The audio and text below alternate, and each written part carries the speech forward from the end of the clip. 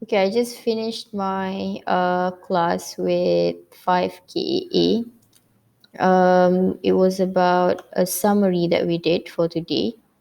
Here are some of the problems, I guess, that I noticed that my students are doing. So we discussed about the content. Of course, we decided all the content has to refer to the actual question. So the question came from here, from the lima,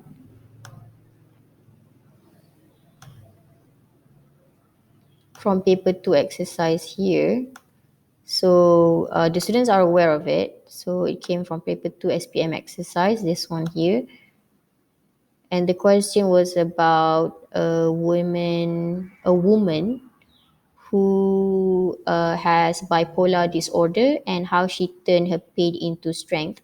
So among the problems that I noticed my student doing, as you can see here, um, in the first few sentences there's already the sequence connector next, where in fact that is actually the first content sebenarnya. So what we did was we changed the word next into the word consequently. So that's what we did. We changed the word next into the word consequently to show that as an effect of the hysteria, this is what she did.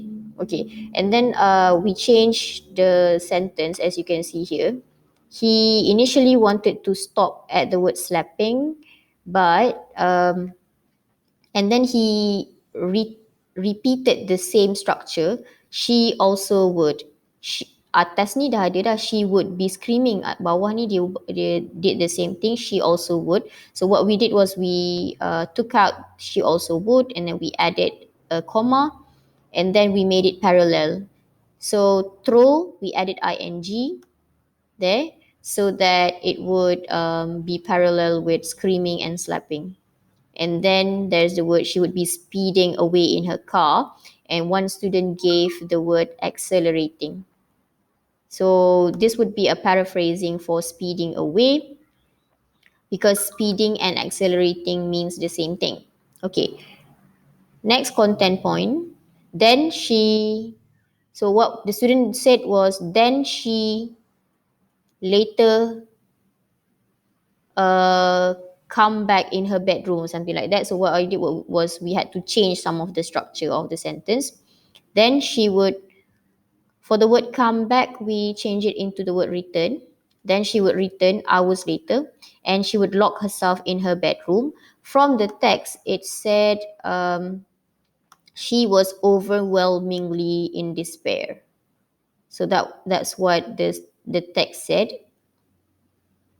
It came from paragraph number where did it come from? Okay, here.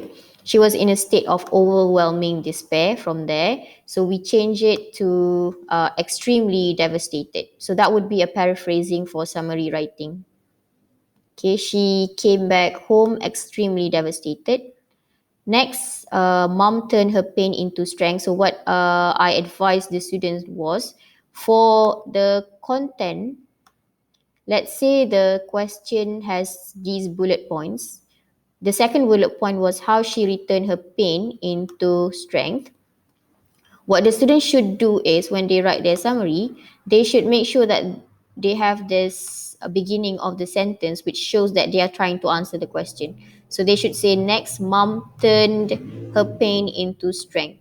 So use the same wording so that the examiner knows that the student is trying to answer the question.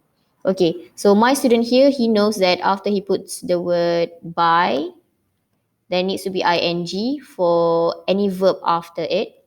So by marching in a human rights protest, he does not know how to use the word despite. Okay, again, from the text, what it says is that she received death threats, but she still did the the job. Okay, here she announced she would march in a human rights protest. She went ahead in spite of death threats. So what we did was we combined the two sentences.